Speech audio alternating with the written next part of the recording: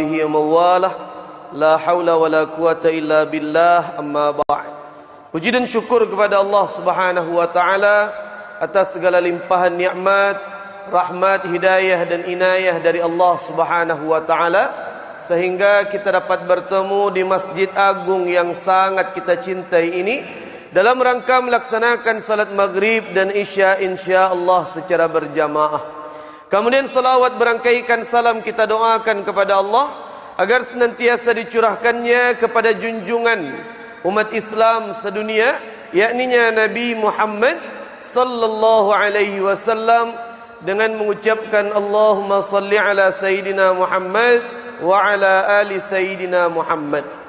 Bapak Ibu kaum muslimin kaum muslimat yang dimuliakan oleh Allah, jadi kajian yang akan kita sampaikan Bapak Ibu, kesalahan-kesalahan ketika menjamak dan mengqasar salat, itu kajian gitu.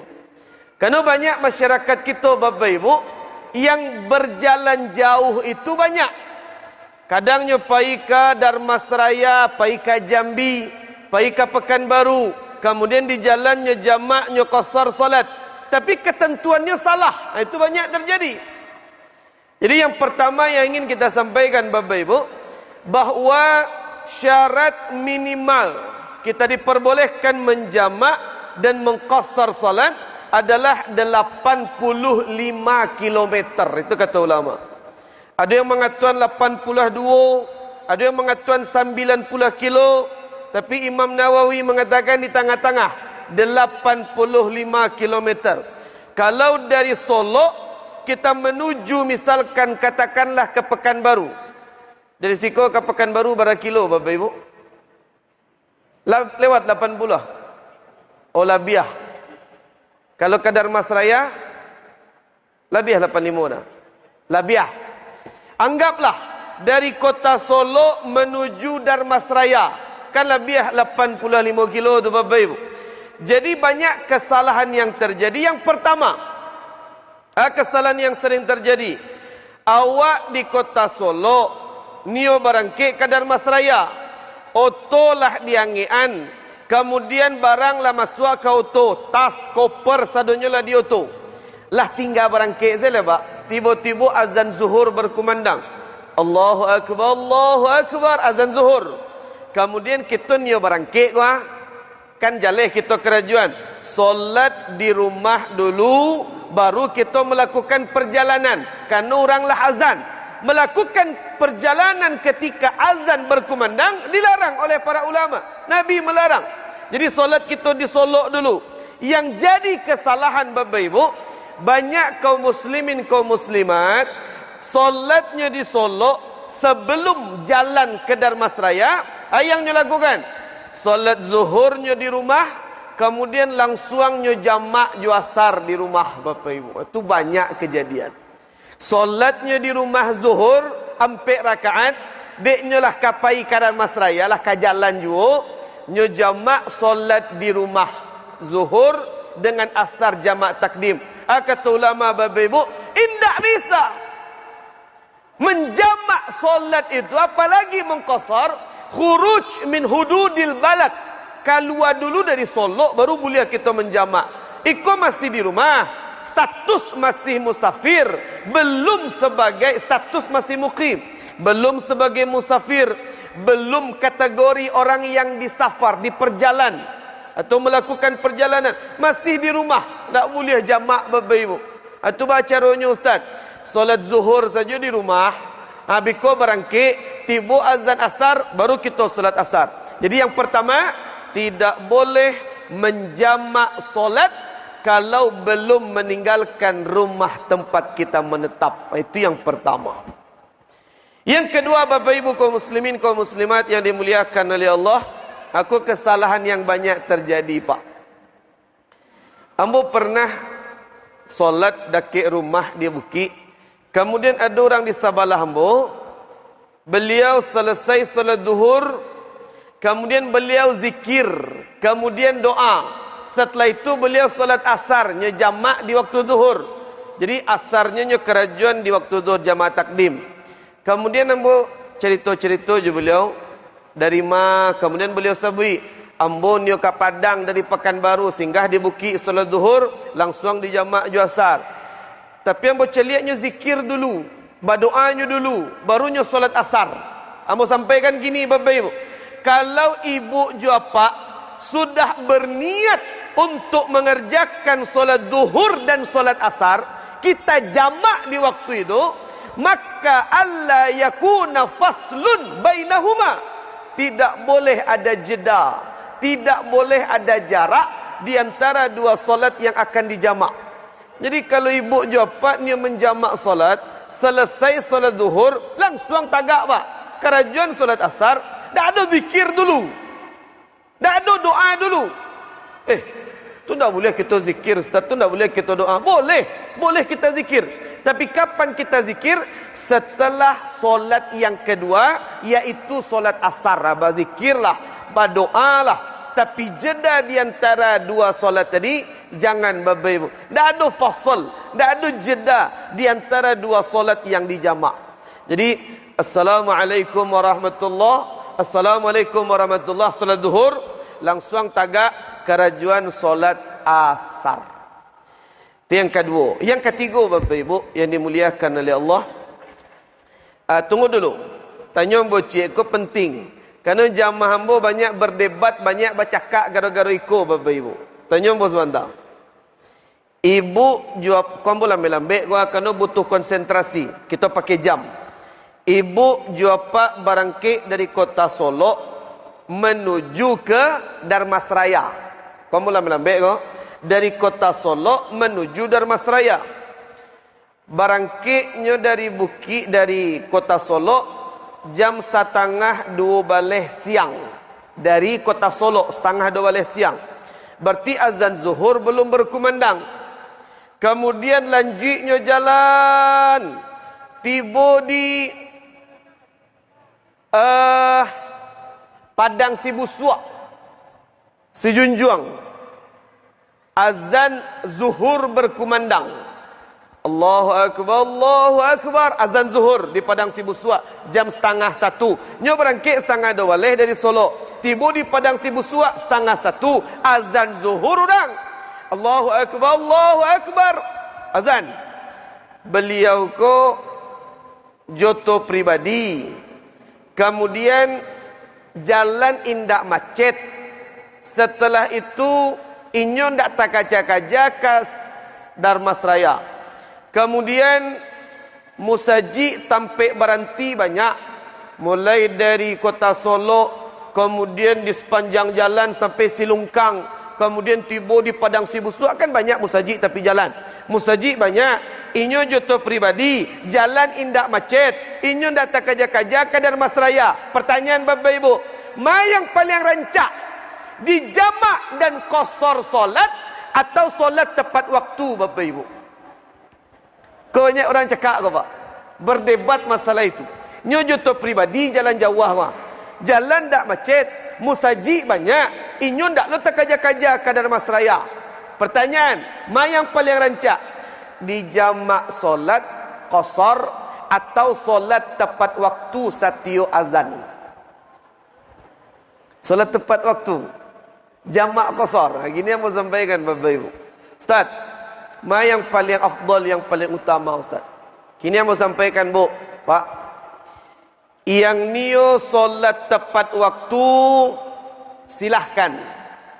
Azan di Padang Sibusua zuhur barantinyo, solat asar, solat zuhurnya di situ berjamaah 4 rakaat. Kemudian lanjutnya jalan, tibonyo di Darmasraya, azan asar orang, barantilonyo di musaji, solat lo di situ berjamaah 4 rakaat. Silahkan. Yang solat tepat waktu silahkan. Tapi ingat Bapak Ibu, amo sampaikan, yang ingin solat tepat waktu silahkan. Tapi kalau ada yang menjamak, ada yang mengqasar solat, walaupun joto pribadi, walaupun musajik berhenti banyak, walaupun jalan tak macet, yang paling utama, yang paling rancak, ambil jamak dan qasar tu Bapak Ibu. Itulah jalih tu Pak. Yang ni solat tepat waktu silahkan, tak ada masalah. Ustaz, Ambo biarlah solat tepat waktu saya tak biasa ambo jamaah itu. Azan zuhur solat zuhur ambo. Azan asar orang solat asar ambo. Silahkan. Tapi tunggu dulu. Kalau ada di antara ibu jawab yang mengambil jamak dan qasar itu, silahkan. Karena itu merupakan sedekah dari Allah Subhanahu wa taala. Ada dalilnya Ustaz. Bukan Ustaz Asyam Hafiz yang menyuruh ambil jamak qasar. Nah, langsung Nabi yang mengatakan. Kata Nabi, innal qasra sadaqatun min sadaqatillahi li'ibadih. Sesungguhnya salat qasar, meringkas salat dan termasuk menjamak di dalamnya, merupakan bentuk sedekah Allah kepada hambanya. Kemudian apa kata Nabi? Fataqabbalu sadaqatillah. Maka ambillah sedekah-sedekah Allah itu. Jadi Nabi langsung yang mengatakan ambil. Rugi tak awak ambil? Allah bersedekah untuk awak. Indak lo awak ambil. Sombong bantuannya Bapak Ibu. Bahkan, ambo jujur saja kau Pak. Dalam mazhab Hanafi Bapak Ibu, Hanafi itu banyak di India, Pakistan, Turki, Rusia. Itu banyak yang memakai mazhab Hanafi. Dalam mazhab Hanafi, kalau mereka melakukan perjalanan jauh, maka mengqasar solat itu wajib. Bahkan dalam mazhab Hanafi wajib ambil qasar itu. Tapi dalam mazhab Imam Syafi'i sunnah saja, tidak wajib. Jadi yang paling rancak ambil jamak qasar tu Bapak Ibu. Yang tak boleh cik, yang dia solat tepat waktu silahkan, yang dia menjamak qasar silahkan. Yang tidak boleh Bapak Ibu, iaitu menyalahkan apoleh mengatakan, mengalu di jamak qasar awak jatuh pribadi, musajid banyak, bajamak lo solat pamalih. Itu yang tak boleh. Ibu jawab pasti punya kawan yang serupa itu. Jangankan ibu jawab ambo saja Pak, ustaz Pak. Ambo pernah diundang ceramah ke Pasaman Barat Bapak Ibu. Jadi berangkit ambo dari Bukit itu jo kawan sama-sama SD dulu. Jadi kami berangkit berdua dari Bukit ke Pasaman Barat. Start jam 10 pagi. Mulai jam 10 pagi dari Bukit, kemudian menuju Pasaman Barat lewat kelo ampe-ampe Lubuk Basuang. Tiba di Lubuk Basuang, azan zuhur berkumandang. Allahu Akbar, Allahu Akbar, azan zuhur orang. Kemudian berhenti kami di situ solat zuhur berjamaah dengan masyarakat setempat. Kemudian ambo langsung ambo jamak dengan asar. Karena Pasaman Barat jauh kan, ambo jamak takdim di waktu zuhur. Setelah selesai ambo jamak, kemudian kami cari tempat makan, istirahat, kemudian lanjut jalan. Tiba di simpang Ampek Pasaman Barat Bapak Ibu, azan asar berkumandang. Allahu Akbar, Allahu Akbar. Kecil kawan ambo nak. Kawan sama-sama SD kok. Syekh, jadinya manggil ambo Syekh, Syekh. Wah cari musajid lah, orang lah azan asar. Kemudian ambo jawab, ambo jamak tadi di Lubuk Basuang. Antum belum jamak lagi. Kecil kawan ambo kok. Mangalu awak jamak. Awak jutu pribadi. Jalan tak macet. Awak tak lo talambik ke Pasaman Barat. Musajid banyak lo tempat berhenti. Mangawak jamak solat. Kecil kawan ambo. Sampai di situ ambo niang saja. Nyo lanjut mengecek balik. Syekh ko kecilnya. Jauh-jauh kuliah di Arab, pulang ke Indonesia pamalih solat kecilnya. Kerana kawan wak mau itu Bapak Ibu. Mudah mencat curang. Pamalih baca aku. Tak boleh mau itu Bapak Ibu. Kalau ada orang yang mengambil jamak dan qasar, berarti dia mengambil sedekah yang diberikan Allah Subhanahu wa taala. Jadi yang dia solat tepat waktu silahkan, yang dia mengambil jamak dan qasar pun silahkan. Yang tak boleh menyalahkan amaliyah orang lain yang kita tidak ada ilmu di situ. Bapak Ibu kaum muslimin kaum muslimat yang dimuliakan oleh Allah, itu yang ketiga. Yang kampek oleh Bapak Ibu, kesalahan dalam menjamak dan mengqasar salat. Contohnya, kita ulang jam tadi balik. Awak berangkit dari kota Solo jam 1:30 balik tadi Bapak Ibu ya. Berangkit dari kota Solo 1:30 balik. Tiba di Padang Sibusua, azan zuhur orang. Allahu Akbar, Allahu Akbar. Nah, kita juta pribadi. Jalan tak macet. Azan zuhur orang di Padang Sibusua. Kemudian ketika orang azan, awak lanjut je jalan. Indak berhenti solat di Padang Sibusua. Bikosalah solat zuhur ditakhirkan di waktu asar. Jadi ketika orang azan di padang sibuswa zuhur, awak lanjut jalan. Padahal awak jodoh pribadi. Pertanyaan Bapak Ibu, boleh serupa itu atau tidak? Kok lurihan dulu wah? Kadang biko awak tak tahu, ada orang yang tak solat di padang sibuswa, lanjutnya jalan. Kau melalaikan solat namanya kau. Kini mau tanya, awak jodoh pribadi di padang sibuswa azan zuhur, kitunyo kadar masraya. Ketika sampai di padang sibuswa, orang azan zuhur nak ni awak berhenti, lanjut saya jalan.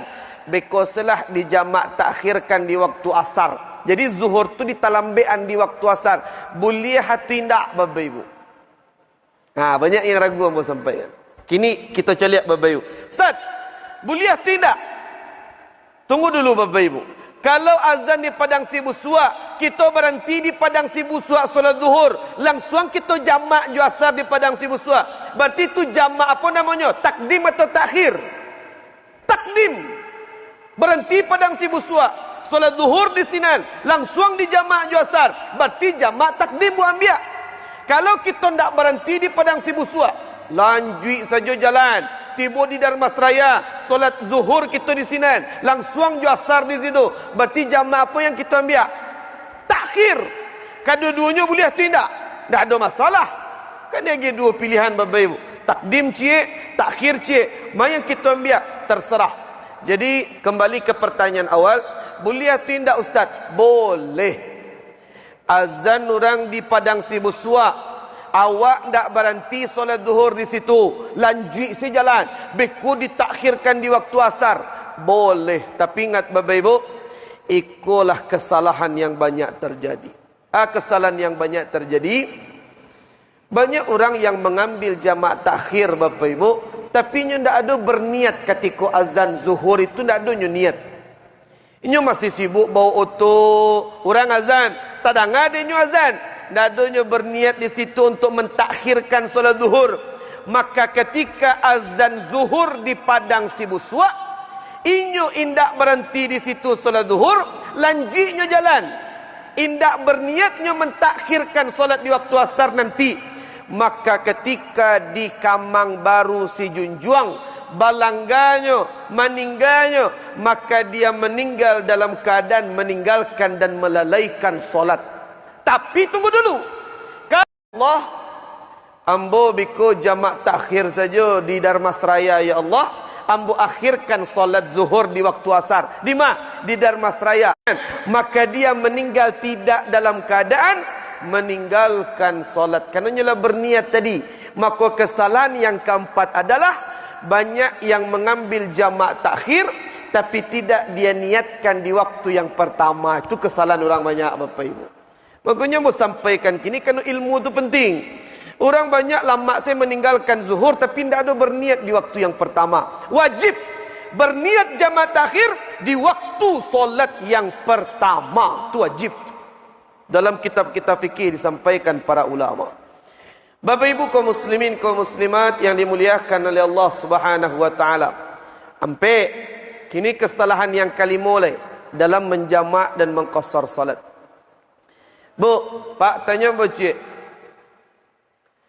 Awak kan jamak takhir. Tiba azan zuhur di padang sibuswa, kita tidak berhenti. Lanjut jalan. Tiba di Darmasraya, azan asar orang. Padahal kita belum mengerjakan solat zuhur. Kini yang bertanya, sesampainya ibu juapak di Darmasraya, azan asar berkumandang di Darmasraya, sedangkan kita belum mengerjakan solat zuhur. Mayang kita kerajuan dulu Bapak Ibu. Zuhur dulu di Darmasraya atau asar dulu?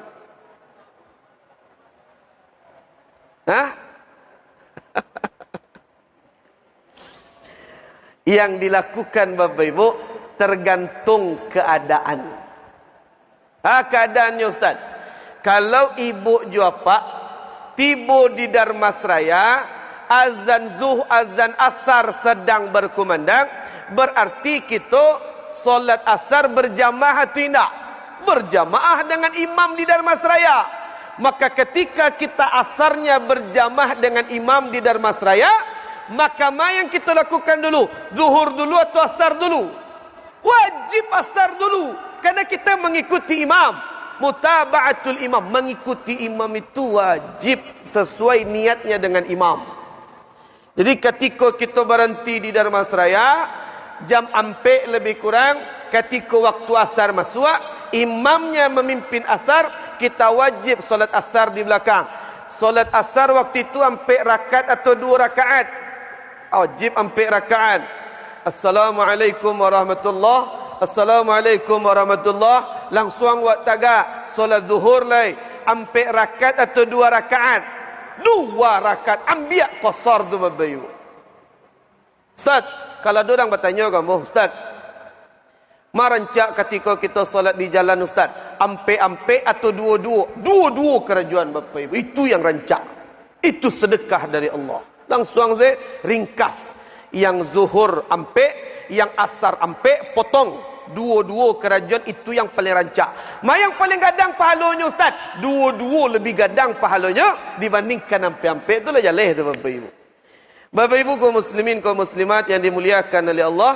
Jadi yang pertama, kalau kita berhenti di Darmasraya ketika azan asar berkumandang, maka wajib kita dahulukan asar dulu, baru zuhur kemudian. Asar ampe rakaat, zuhur 2 rakaat. Kemudian yang kedua, kalau ibu juapa berhenti di Darmasraya jam 5 sore, jam 5 sore lah lebih kurang di Darmasraya. Kemudian berarti kan oranglah selesai solat asar berjamaah Bapak Ibu ya, jam 5 sore. Maka yang kita lakukan adalah kita diberikan 2 pilihan di situ. 2 pilihan boleh kita lakukan. Yang niu mengarajuan asar dulu 2 rakaat boleh. Setelah itu baru zuhur 2 rakaat boleh. Atau zuhur dulu 2 rakaat, baru asar 2 rakaat boleh. Yang paling rancak Ustaz, tetap Bapak Ibu dalam jamak takhir. Kalau jamak takdim wajib solat pertama didahulukan. Tapi ketika jamak takhir, asar dulu boleh, zuhur dulu boleh. Yang paling rancak, ulama mengatakan Bapak Ibu, tertib dalam ibadah tu penting. Kalau kita berhenti di Darmasraya jam 5 sore, solat asar kita di Darmasraya, tetap yang dianjurkan zuhur dulu, baru asar. Kalau kita tidak dalam keadaan berjamaah solat asar. Karena tertib tu penting Bapak Ibu. Ustaz, ambo selamuku asar, ambo kerajaan dulu. Tak masalah. Karena jamaah takhir boleh solat yang pertama didahulukan dan boleh solat yang kedua didahulukan. Tak ada masalah Bapak Ibu. Itu cuma mimbabil afdaliyah. Dalam hal keutamaan saja lebih utama zuhur dulu baru asar. Bapak Ibu kaum muslimin, kaum muslimat yang dimuliakan oleh Allah Subhanahu wa taala. Bu, Pak, berarti bu kesalahan tu 5 nak. Kini yang ke-6 lah Bapak Ibu, yang ke-6. Bu, lah ya do diajak caleg jalan-jalan Ibu-ibu. Lah ada diajak caleg jalan-jalan. Oh lahi.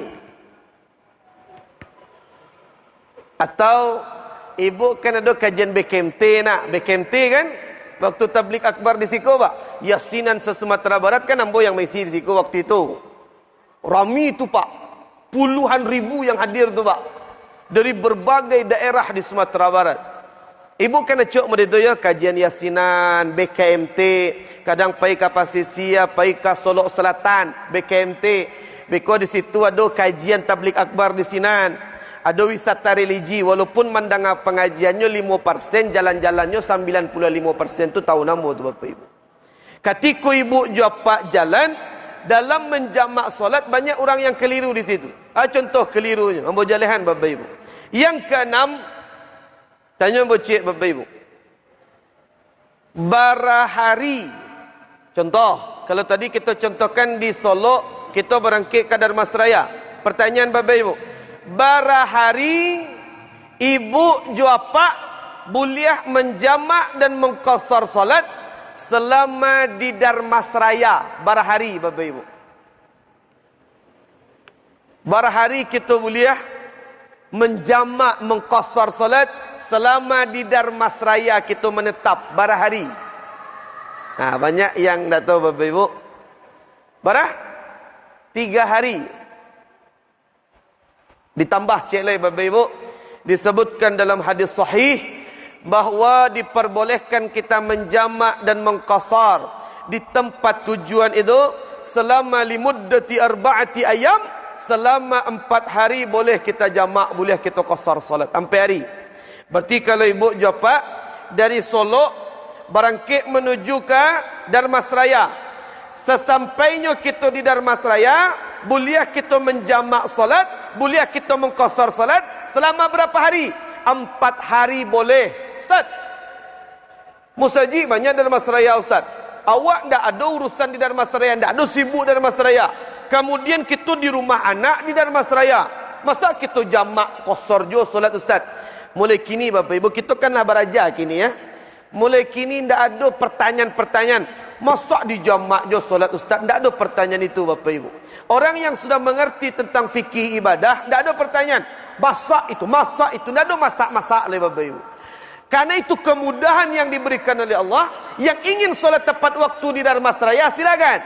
Sedangkan yang ingin menjamak dan mengqasar boleh. Berapa hari? 4 hari boleh dia menjamak, boleh dia mengqasar selama di Darmasraya. Boleh. Syukran Ustaz. Jadi itu jelas Bapak Ibu. Ada lo jamaah yang bertanya kamu, Ustaz, ambo berangkit ke Solo, 4 hari di Solo, boleh ambo jamak qasar solat Ustaz? Boleh. Habis tu ambo pailo ke Darmasraya Ustaz, 3 hari mencari anak nombor 2, boleh ambo jamak qasar Darmasraya? Boleh. Ustaz, habis tu ambo pailo ke Pekanbaru, pai balanjo untuk kadai ambo di Bukit. Selama 3 hari ambo di Pekanbaru, boleh ambo jamak qasar solat Ustaz? Boleh. Karena sudah fi baladin mukhtalif, sudah di daerah yang berbeda. Boleh. Sebelum dia sampai di Bukit Tinggi, boleh dia menjamak dan boleh dia mengqasar di tempat tujuan. Itulah sebabnya Bapak Ibu, sopir bus, kalau ada kenalan sopir bus Bapak Ibu, sopir bus antar kota, antar provinsi, antar pulau, dari Solo nyoba oto ke Bengkulu, nyoba oto ke Lampuang, painyo ke Jakarta, 2 hari kemudian painyo ke Surabaya, besoknya painyo ke Jogja, pailo ke Jakarta, besoknya pailo ke Bukit, 2 hari istirahat di Bukit, pailo jalan ke Bengkulu balik, pailo Jakarta balik, boto tadi membawa oto. Maka ketika statusnya sebagai sopir bus, dengar kalimat ambo Bapak Ibu, sudah difatwakan oleh para ulama, bahawa sopir bus antar provinsi yang statusnya sebagai musafir setiap hari, maka dia boleh menjamak dan mengqasar salat sampai mati. Kalau memang itu kerajonyo sampai mati, bolehnya menjamak, bolehnya mengqasar. Bako boleh Ustaz? Karena statusnya bukan sebagai mukim, statusnya sebagai musafir pai kian kemari Bapak Ibu. Jadi sopir bus tu boleh solatnya tak tepat waktu. Nyo berhentinya di waktu zuhur, nyo jamak jo asar. Beko di waktu asar nak berhentinya boleh lanjut jalan. Beko maghribnya nak berhenti, di waktu isya saja berhenti boleh. Sopir bus boleh serupa itu. Makanya ibu jawab yang pamaleh solat, jadilah sopir bus Bapak Ibu. Jadi sopir bus tu boleh menjamak, boleh mengqasar solat 1 hari. Bu, Pak, tanya bu cik, kau penting. Ibu jawab ke Padang, kita ke Padang, dari Solo pergi ke Padang. Kita ke Padang mencari pantai, mencari pemandangan. Boleh tak di jalan kita menjamak mengqasar solat? Boleh. Jangan ragu Bapak Ibu. Setelah belajar fikih itu tak ada ragu lagi. Boleh kita menjamak mengqasar solat tujuan rekreasi. Kalau dalam bahasa Arab namanya tanazzuh. Tanazzuh itu artinya rekreasi. Boleh kita rekreasi dan kita jamak qasar di jalan? Boleh. Kini mau tutup Bapak Ibu. Perjalanan itu ada 5 macam hukumnya dalam Islam. Dalam kitab fikih At-Taqriratus Sadidah fil Masailil Mufidah yang dikarang oleh Habib Al-Kaf, dalam fikih mazhab Imam Syafi'i. Beliau mengatakan hukum perjalanan tu ada 5 Bapak Ibu. Yang pertama, perjalanan wajib. Contohnya pai haji, itu kan wajib bagi yang mampu tu. Nyo jamak solat tiba di bandara boleh, tidak ada masalah. Yang kedua, perjalanan sunnah. Contohnya perjalanan sunnah. Inyo pai ke Dharmasraya, mantan anaknya pai baraja ke pondok pesantren. Di jalan nyo jamak nyo qasar solat boleh, karena tujuannya berpahala sunnah, mendapatkan kebaikan. Yang ketiga, perjalanan hukumnya mubah, artinya boleh. Contohnya rekreasi, jalan-jalan, pai berdagang, pai mencari wisata, itu artinya mubah, boleh. Di kerajuan silahkan, tak di kerajuan bandar tak masalah, boleh. Nyo jamak qasar solat boleh. Itu yang rekreasi tadi, boleh, tak ada masalah. Yang keempat, perjalanan makruh. Makruh. Contohnya perjalanan wanita yang melakukan perjalanan jauh tapi sendirian, tak ada yang menemani, surang saja di jalan. Itu hukumnya makruh, lebih baik jangan dikerjakan, takut berbahaya ibu di jalan nanti. Tapi kalau nyu tetap berjalan jauh sendirian, kemudian nyu jamak qasar solat boleh, kan itu bukan perjalanan haram, boleh, hanya makruh saja. Sedangkan perjalanan terakhir yang kelima, yaitu perjalanan haram. Contohnya inyo pai ke Padang mengurus transaksi ribawi, riba, akad korupsi, nyurus di Padang. Ketika nyo mengurus akad haram tadi, berarti tujuan safarnya kan untuk maksiat, untuk dosa. Maka haram dia menjamak dan mengqasar salat di jalan. Ada anak muda tinggal di kota Solo, barangkitnya ke Dharmasraya, katampe pacarnya di situ baraja. Tujuannya pacaran, berzina, maksiat. Nyo jamak lo solat di jalan, akan kurang ajar namanya Bapak Ibu. Tak boleh, karena itu perjalanan yang haram, perjalanan yang tidak boleh kita menjamak dan mengqasar salat.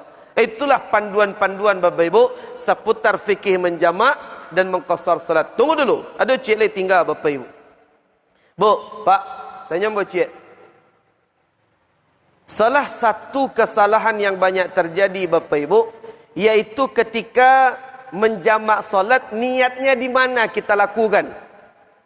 Kamu sampaikan kini Bapak Ibu, niat solat jamak dan qasar itu dilakukan pada solat yang pertama, bukan solat yang kedua, ndak.